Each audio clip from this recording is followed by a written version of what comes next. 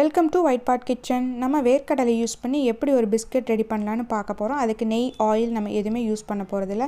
நான் இன்றைக்கி வேர்க்கடலை இந்த மாதிரி நான் வறுத்து அதோட தோலெல்லாம் எடுத்து வச்சுருக்கேன். அதுலேருந்து நம்ம 1 கப் எடுத்துக்கலாம். எடுத்து வச்ச வேர்க்கடலையை நம்ம இப்போ ஒரு மிக்சர் ஜாரில் சேர்த்துக்கலாம். சேர்த்திட்டு அது கூடவே 3 டேபிள் ஸ்பூன் நான் ஒயிட் சுகர் எடுத்திருக்கேன், அதையும் சேர்த்துக்கலாம். உங்களுக்கு ஒயிட் சுகர் வேண்டான்னு நினச்சிங்கன்னா நீங்கள் ப்ரௌன் சுகரும் எடுத்துக்கலாம். இப்போ அதை நல்லா ஸ்மூத் பேஸ்ட்டாக நம்ம அரைச்சி எடுத்துக்கலாம். இந்த மாதிரி நல்லா ஃபைன் பேஸ்ட்டாக இருக்கணும், கொரப்பெல்லாம் அரைக்கக்கூடாது. நம்ம இதை வச்சு தான் நம்ம மாவு ரெடி பண்ண போகிறோம். அரைச்சி வச்ச பேஸ்ட்டை வேறு பவுலுக்கு ட்ரான்ஸ்ஃபர் பண்ணிக்கலாம்.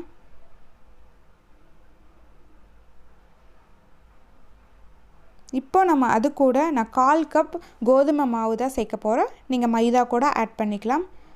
கோதுமை மாவை சேர்த்து அந்த மாவு நல்லா எல்லாமே நல்லா பிளெண்ட் ஆகிற மாதிரி நல்லா மிக்ஸ் பண்ணிக்கலாம். சப்பாத்தி மாவு பதத்துக்கு நம்ம இந்த மாதிரி நல்லா மிக்ஸ் பண்ணி எடுத்துக்கலாம். இப்போ மாவு நல்லா ரெடி ஆகிடுச்சு. பால்ஸ் பண்ணுறதுக்கு முன்னாடி நம்ம ஒரு பாத்திரம் வச்சு அதையே ப்ரீ ஹீட் பண்ணி எடுத்துக்கலாம். நான் இப்போ இந்த பாத்திரம் இதில் வைக்க போகிறேன். அதில் ஒரு ஸ்டாண்ட் வச்சுக்கலாம். ஒரு லிட் போட்டு நம்ம இதை ஹீட் பண்ணிக்கலாம். இப்போது நம்ம கொஞ்சமாக பால்ஸ் எடுத்து எந்த ஷேப் வேணுமோ நம்ம அந்த ஷேப் பண்ணிக்கலாம். இப்போ நான் ரவுண்ட் ஷேப் எடுத்துக்கிறேன். நீங்கள் குக்கி கட்டர் இருந்துச்சுன்னா நீங்கள் அதை கூட நீங்கள் யூஸ் பண்ணிக்கலாம். இப்போ எல்லா பால்ஸும் ரெடி பண்ணி ஒரு பிளேட்டில் அரேஞ்ச் பண்ணிடலாம். இப்போது இந்த நம்ம உருட்டி வச்சுருக்க மாவை நம்ம கொஞ்சமாக வேர்க்கடலை க்ரஷ் பண்ணி வச்சுருக்கோம், அதையே மேலே நம்ம லைட்டாக டிப் பண்ணி எடுத்துக்கலாம். இப்போ எல்லா மாவும் நல்லா ரெடி ஆகிடுச்சு. இப்போது ஒரு பிளேட்டில் பேக்கிங் பேப்பர் வச்சு அதை லைட்டாக ஆயில் அப்ளை பண்ணி வச்சுருக்கேன்.